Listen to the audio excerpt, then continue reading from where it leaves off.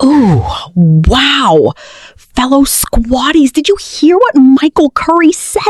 Yes, you heard me right. Michael Bruce Curry, the American retired bishop, who was the 27th presiding bishop and primate of the Episcopal Church. But before I proceed, hi there! How's everyone shining today? It's your ever-excited host, Annabelle Charis, reporting live from the Royal Rumor Runway. Get ready, because today's scoop is pure truth, dazzle, and delight. I want to take a moment to acknowledge you, to truly appreciate you because of your unwavering support for this channel. Your dedication and your voices do not go unnoticed. You have always been the backbone of this space, the heartbeat of this family, and for that, I say a massive thank you. Your loyalty and commitment to standing by the Duke and Duchess of Sussex, your relentless pursuit of truth and justice are seen and deeply valued. Hold on to your crowns. This one's gonna be unforgettable.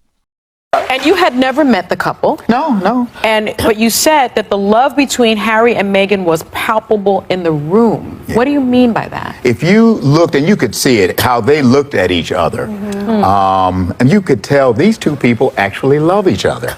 And I mean, you could just see it. And I became really aware that, you know what, the love they have for each other is what brought all the various worlds together, that crossed all the boundaries of our differences. That love did.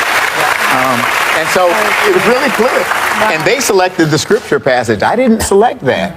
And they put the Song of Solomon from the Hebrew scriptures right in the Bible, which is love poetry. Right. And literally in the passage that they selected was when the woman in the poetry actually realizes that their love that they're experiencing is part of a greater love. And that's pointing in the direction of the God who's the source of all this love. And they had preached the sermon before I ever opened my mouth. Wow. Wow. Yeah. They had a little floor plan for you. Yeah. Now, this is not manufactured headlines, not palace choreography, not rigid traditions carefully polished for public approval. Real love, the kind that can be felt without anybody needing to explain it. And then came the words from Michael Curry that continue to echo years later with stunning force. He made it crystal clear that before that royal wedding, he had never met Prince Harry or Meghan. There were no decades of personal ties, no carefully arranged friendship behind the scenes, no obligation to flatter anyone. He walked into that historic occasion as an outsider, observing two human beings from a completely honest perspective. Yet even without knowing them personally, he said something unforgettable. He said the love between Prince Harry and Meghan was palpable in the room. Palpable. Not rumored, not exaggerated, not crafted by public relations experts. Palpable, visible, tangible, impossible to miss. That single word shattered years of cynical narratives pushed by critics desperate to convince the public that the Duke and Duchess of Sussex were somehow pretending. Because according to Michael Curry, if anyone actually looked carefully, they could see it instantly in the way Harry and Meghan looked at each other. He described two people who genuinely loved one another. And coming from someone standing inside one of the most historic royal weddings in modern history, that observation carries enormous weight. Think about how extraordinary that moment really was. Inside St. George's Chapel sat royalty, celebrities, diplomats, world leaders, aristocrats, clergy, journalists, musicians, actors, and audiences from every corner of the globe watching with fascination. Cultures collided in a way the monarchy had rarely experienced before. Ancient royal customs blended with gospel music, passionate preaching, emotional authenticity, and modern energy.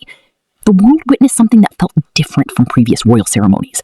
It felt warmer, more human, more emotionally alive. Michael Curry saw all of that unfolding firsthand, and what struck him most was not the glamour, not the crown, not the cameras, not the historic setting. It was the connection between Harry and Meghan. That is what changed the atmosphere. That is what brought all those different worlds together. And suddenly, the entire narrative surrounding the Sussexes becomes impossible to ignore, because Curry explained something deeper than romance. He revealed that their relationship represented unity, crossing barriers people once believed could never be crossed. Boundaries of race, boundaries of nationality, boundaries of tradition, boundaries of class, boundaries of history itself. That royal wedding was not merely a ceremony. It became a cultural earthquake. Millions watching around the globe felt it immediately. Some people cried watching Meghan walk down the aisle alone with breathtaking composure.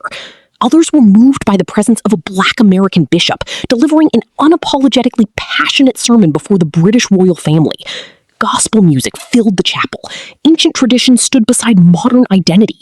And for many viewers, especially people who had never seen themselves represented anywhere near royal spaces, that moment carried overwhelming emotional meaning. It symbolized possibility.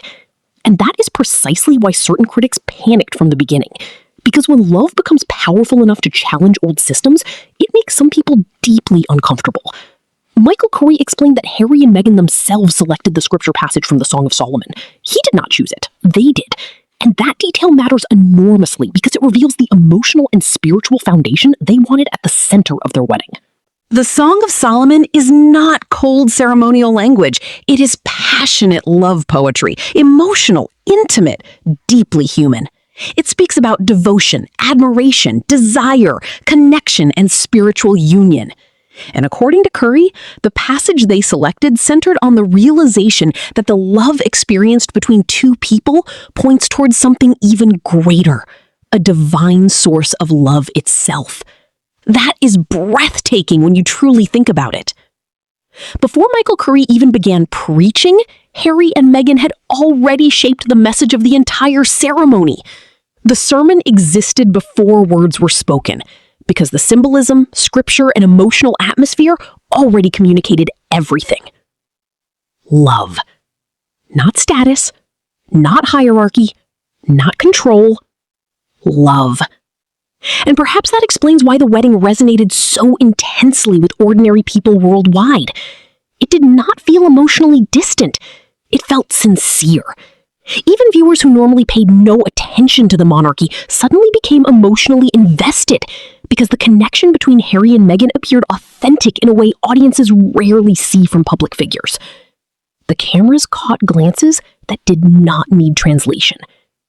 Harry's expressions throughout the ceremony said everything: nervous excitement, admiration, relief, joy. At several moments, he looked overwhelmed simply seeing Meghan beside him. Meghan herself radiated calm strength while also appearing deeply emotional. Nothing about those interactions looked forced. Nothing resembled a political arrangement or a calculated performance. And years later, despite endless attacks, that same connection still remains visible whenever they appear together publicly. That consistency is what frustrates critics the most.